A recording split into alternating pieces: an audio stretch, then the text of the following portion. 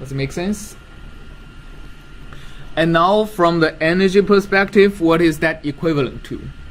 From an energy perspective, this term is a small variation of 2 times du dx, or actually not 2 but half, times du dx square integral, right?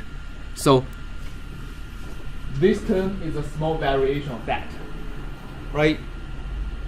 If you change u a little bit, the resulting change in this term is actually that.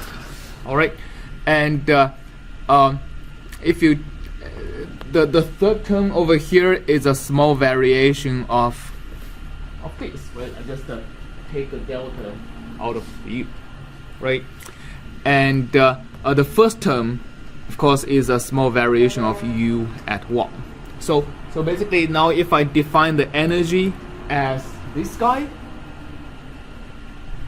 I think that becomes a maximization. I think I need to take the minus of all of that. Then this variational form, this weak form, is basically the negative of the derivative of the energy with respect to u. Cool. So this is the 3 forms of the differential equation: the energy minimization, the strong form, and the weak form, and how they are related. The weak form kind of sits in the middle. You can derive it from the strong form of the partial differential equation through integration by parts. You can also derive it from the energy statement by taking a variation. Right? Okay, so now, do we have any questions here? Yes? Is that supposed to be delta U? You mean in here? Yeah. So I'm confused about like transition from the delta U's to just the U. So the transition is that if you perturb by u by an infinitesimal delta u, the green equation is a infinitesimal perturbation on this energy E, right? And we have said that if this energy is minimized by a certain solution, then any infinitesimal perturbation on the U, which is here, should not change the energy. Therefore, the weak form is always this green thing that involves my delta U is equal to 0. Yes? And why is the minus exactly in this case? Oh, the minus is usually when we write energy as something to be minimized, right? So, I mean, this is a quadratic form, which means I have to have a plus sign on this one for this to have a minimum.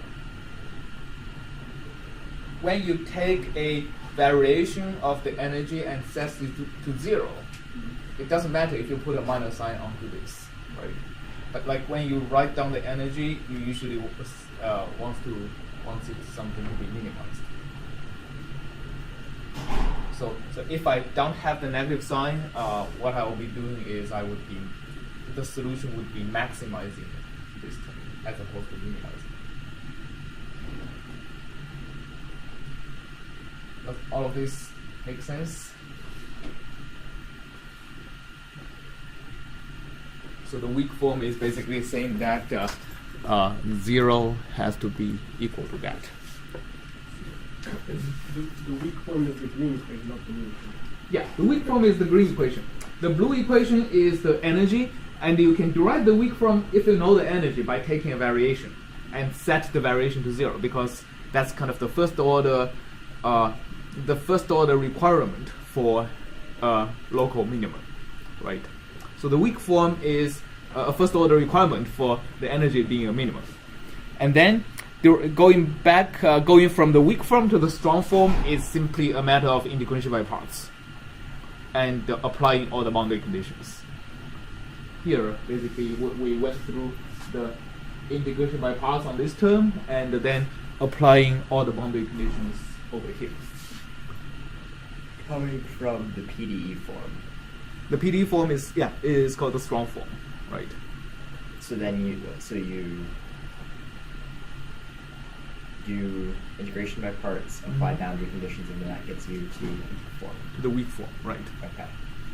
And the weak form is usually a first order variation of the energy form.